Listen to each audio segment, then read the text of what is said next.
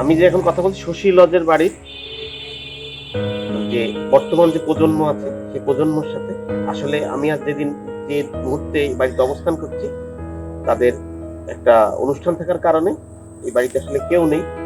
ভাগ্যক্রমে ইয়াংকে পেয়েছি। একটা কথা বলছি, তোমার নামটা কি?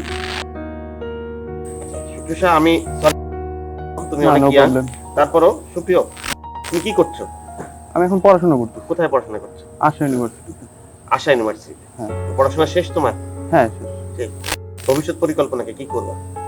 অবশ্যই ফার্স্ট প্রেফার থাকবে একটা ভালো জব। একটা ভালো জবের জন্য চেষ্টা করছি। আসলে আমরা ঢাকা থেকে শুনেছি যে এখানে শশী লজ বা এই ধরনের একজন পুরনো ব্যবসায়ীর বাড়ি। আমাদের পূর্বপুরুষের সঙ্গে ব্যবসায়ী ছিল। আর হিন্দু ধর্মে সাহারা মানে তারা হচ্ছে ব্যবসায়ী।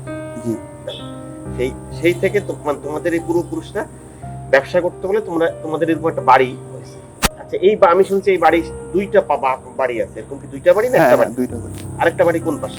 এবারে হচ্ছে এখান থেকে 5 মিনিট লাগবে হয়তো হেঁটে। হ্যাঁ। ওই মানে একটা পুকুর পাড় আছে মন্দিরের ওইখানে ওইটা মানে। ওইটা মন্দিরের। হ্যাঁ। আর এইটা পুরনো না ওইটা পুরনো? ওইটা পুরনো বেশি।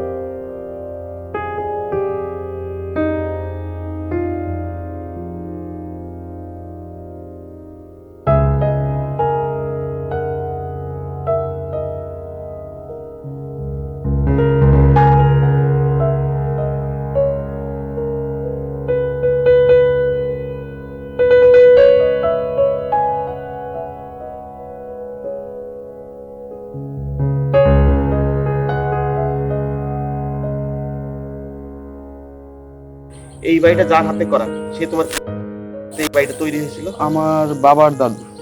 তোমার বাবার দাদু? উনিও ব্যবসায়ী ছিল। উনি কি ব্যবসা করতেন তুমি কি জানো?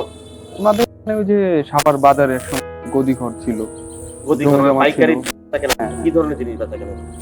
বণিক ছিল আর কি। বণিক ছিল তখনকার সময়, মানে ভোজ্য দ্রব্য যা ছিল ওইগুলারই ব্যবসা ছিল। মোটামুটি সবই বাজারে অনেকগুলা গদিঘর ছিল। আমাদের বাড়িটা বংশী বাড়ি নামে আছে। বংশী হচ্ছে আমাদের বাড়ির মানে এখন যে সবার মানে কি বলে মানে গুরুজন, ওনার নাম হচ্ছে বংশী। বংশী বাড়ি সার্চ করলে গুগলে আসে। তুমি কি জানো যে এই তোমাদের এই যে দুই বাড়ি, মন্দির এবং এই যে দিঘি মানে পুকুর আছে, এগুলো যে যার হাতে তৈরি তার নাম কি তুমি জানো? হচ্ছে ননিবালা সম্ভবত। একটু আবার বলো। ননিবালা। ননিবালা। আর এখন যে তোমাদের বাড়ির অবস্থা, আমি আসলে বাড়ির ভিতরে ঢুকতে পারলাম না কারণ তোমার অনুষ্ঠানের কারণ তোমরা ব্যস্ত আছো। অদূর ভবিষ্যতে হয়তো আর 20-30 বছর পরে এই বাড়িটাও থাকবে না। এটাও তোমরা হয়তো ভেঙে এখানে বাড়ি করতে হবে, কারণ এরকম পুরনো বাড়ি সংস্কার করতে গেলে অনেক ব্যয়বহুল। অনেক ব্যয়বহুল, যেটা এখনকার সময় আসলে করাও খুব কষ্টকর। কষ্টকর, ব্যয়বহুল, মেনটেন করাটাই অনেক টাফ। তা তোমরা তো এই বাড়িগুলো থাকবে না, কিন্তু তোমার কি ইচ্ছা হয় যে না আমার যদি সামর্থ্য থাকতো তাহলে আমি এরকম একটা বাড়িকে সংরক্ষণ করতাম? হ্যাঁ, তা তো হয়। আমার মানে অনেক ছোট থেকে আমাদেরই ফ্যামিলি মানে যখন আমাদের তো এখন সেপারেট হয়েছে, মানে জেনারেশন বৃদ্ধি পাইছে, তো এই কারণে এই বাড়িটা রাখা হয়েছে। আদার্স মানে সেপারেট হইলেও এই বাড়িটা ভাঙা হয়নি। এটা একসময় কথা হয়েছিল যদিও যে ভেঙে ফেলা হবে, কিন্তু ওই যে মানে বংশ পরম্পরার কারণে এটা ভাঙা হয়। তোমাদের এই সমসাময়িক ওই যে টিন শেড বাড়ি, ওই সময় কি তোমাদের এই বাড়িতে কাজ করতে তারা থাকতো এই বাড়িতে আসলে, তাই না? আমার দেখে তাই মনে হয়েছে আর কি। এক সময় তারা থাকতো, পরে এগুলো বৈঠক ঘর হিসেবে অনেক দিন। আর তোমাদের কাচারি ঘর কোথায় ছিল?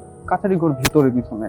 তোমাদের এই যে বনেদি রক্তের একজন মানুষ তুমি, সেইভাবে আমি চাই এবং আমার অনুষ্ঠানের পক্ষ থেকে, লাইফ লিভিং এর পক্ষ থেকে চাই যে তুমি এটাকে তোমাদের তোমরা এই দেশের কোনো কিছুতে, মানে তোমরা যে একজন বনেদি এবং সম্ভ্রান্ত বংশের একটা ছেলে, তুমি এই 150 বছর ধরে তোমরা একটা বনেদি পরিবার এবং সম্ভ্রান্ত পরিবারের সন্তান হিসাবে, এই প্রজন্ম হিসাবে তোমার তোমার কাছে আমাদের আশা তুমিও দেশের জন্য কিছু করবা, অবশ্যই। হ্যাঁ।